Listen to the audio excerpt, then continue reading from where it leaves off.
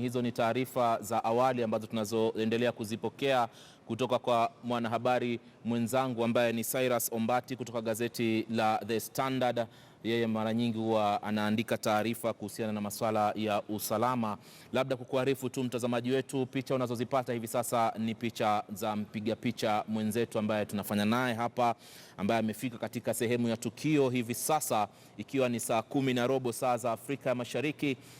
Tuseme kuna shambulizi ambalo limetokea hivi sasa na ni shambulizi la kigaidi kulingana na mwanahabari mwenzangu ambaye ni Cyrus Ombati. Tumetoka kuzungumza naye kwa njia ya simu, ingawa hatuwezi kuthibitisha taarifa hizi kwa sasa mtazamaji, kutokamana na uzito wake. Manake kuna baadhi ya watu ambao wamejeruhiwa mle ndani, hatujui kinachoendelea.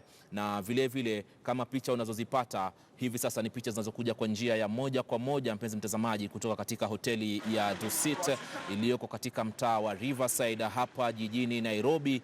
Na ni kwamba taarifa tunazozipokea huenda ikawa ni shambulizi la kigaidi ambalo limefanyika. Kulingana na mwanahabari mwenzangu ambaye tumetoka kuzungumza naye kwa simu hapo, anasema kwamba ni magari mawili yalikuwa yamefika pale, moja likajaribu kuingia ndani likaweza kupenyeza, lakini gari jingine likashindwa, na lile liloingia ndani ndio nikana kwamba lilikuwa na vilipuzi na likalipuka. Na ndio maana unaona picha hizo hapo katika lango kuu kuna moto unawaka. Gari la pili, wale ambao walikuwa wameliabiri gari lile hawakuweza kuingia, na baada ya tukio hilo basi, kulingana na Cyrus Ombati, ni kana kwamba walitoka na kukimbia ama kuondoka katika sehemu ile ya tukio. Awali ilikuwa inadaiwa kwamba ni shambulizi tu ama ni wizi wa kawaida, lakini inavyoonekana hivi sasa, labda moja kwa moja, wacha nikupeleke tuweze kupata sauti vile vile na picha hizo kutoka kwa wanahabari wenzangu ambao wanaelekea ama wengine washafika maeneo yale kukuletea picha halisi ya jinsi hali ilivyo. Wacha mimi nijaribu kupata taarifa zaidi kutoka kwa wenzangu kwa sasa, alafu nitakuja kuelezea.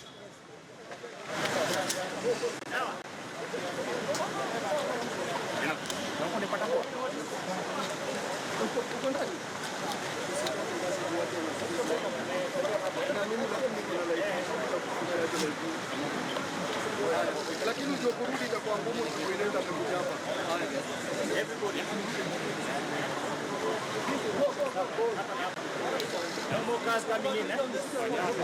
Magari sije nao kisha tafadhali sasa katikati wewe.